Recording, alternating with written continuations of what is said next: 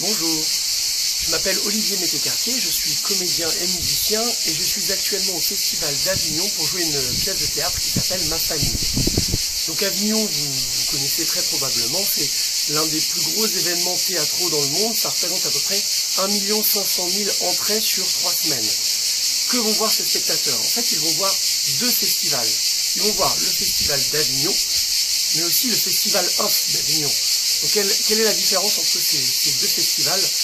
Eh bien, le Festival d'Avignon, c'est celui qui a été créé en premier en 1947. C'est une vingtaine de lieux prestigieux dans Avignon qui accueillent une cinquantaine de pièces, donc de grandes pièces mises en scène par les plus grands metteurs en scène, avec des grands comédiens. Donc c'est très prestigieux, donc il y a un rayonnement mondial, il y a un directeur qui s'occupe de toute la programmation qui est actuellement Olivier Pi, et c'est un festival fortement subventionné par l'État et la région.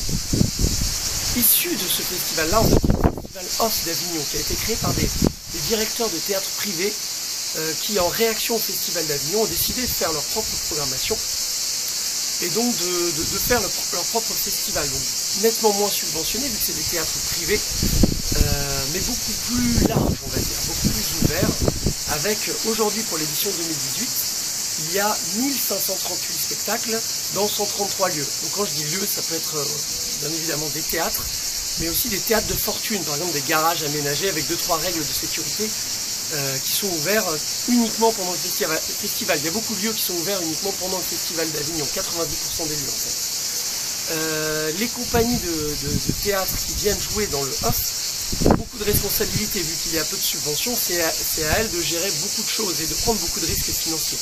Par exemple, si on parle de notre compagnie, donc la compagnie Bouquet de Chardon, qui vient avec ce spectacle Ma famille, on est 4 comédiens, une metteur en scène, et ça représente à peu près un budget de 30 000 €. Donc un tiers pour la location de la salle, ensuite il y a aussi le logement, les frais de bouche, les transports, les salaires des comédiens, les frais de diffusion, tout ça, ça représente donc ce budget de coût de dépenses de 30 000 €, et en face de ça, les recettes, c'est les entrées. Et les entrées, eh bien ça va de 0 € si jamais personne ne vient voir notre spectacle, on est dans un théâtre de 80 places, donc la recette maximale, si on fait complet pendant 3 semaines, ça représente 20 000 €. Donc, avec un rapide calcul, on voit bien que la compagnie va perdre de l'argent. Quoi qu'il arrive, même si on cartonne à Avignon, la compagnie va perdre une somme non négligeable. Et les compagnies, c'est des petites structures, donc c'est vraiment, en général, c'est un gros risque pris par les compagnies. Avignon, c'est vraiment un gouffre financier.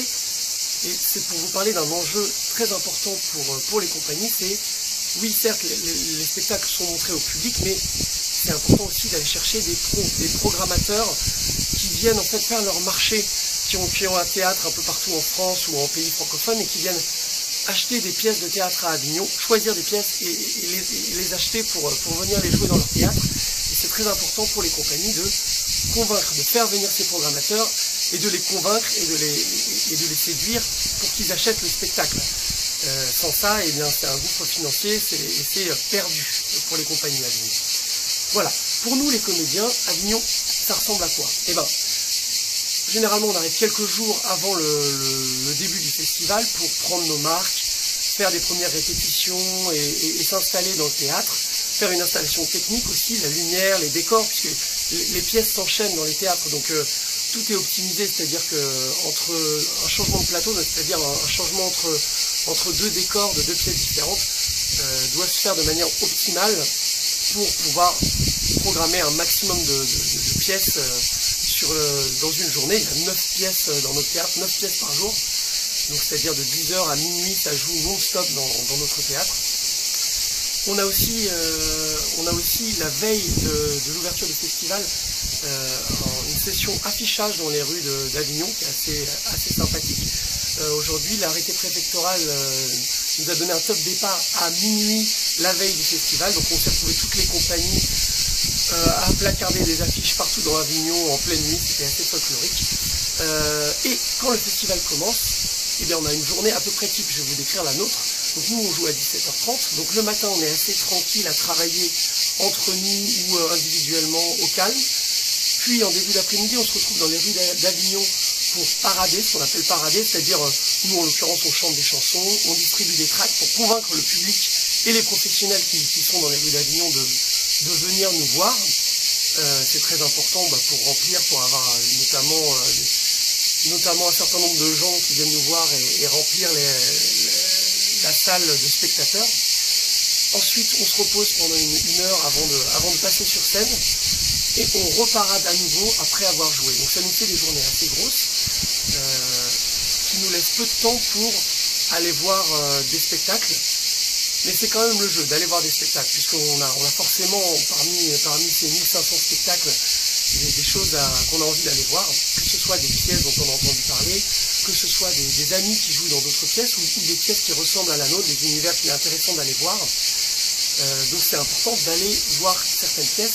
C'est aussi important de parler aux gens. Dire qu'on a à Avignon, c'est une grande foire au théâtre, et il y a énormément de comédiens, de metteurs en scène. Donc, on a des gens qu'on connaît, qu'on revoit à cette occasion-là. Donc c'est important de rediscuter avec eux, de rencontrer de nouvelles personnes, puisque le métier de comédien, c'est un métier de réseau, et qu'Avignon, c'est une superbe occasion pour entretenir ce réseau. Un dernier point qui est important pour nous comédiens, c'est l'endurance. C'est un festival qui dure 3 semaines, donc pour le off, c'est du 6 au 29, pour le in, c'est un peu plus court. Mais ça fait 3 semaines où on joue quasiment tous les jours. Il y a 2 jours de relâche pour nous, donc ça fait 22 représentations, 22 tractages, on chante dans les rues, sous le soleil, c'est très physique. Et donc c'est important de doser, c'est-à-dire on va sortir voir des spectacles, mais on va aussi beaucoup se reposer, et on va vraiment s'entretenir pour pouvoir tenir sur la durée du festival. Voilà pour l'Avignon d'un comédien. J'espère que ça vous a parlé un petit peu, et j'espère surtout vous revoir dans les rues d'Avignon bientôt. Au revoir.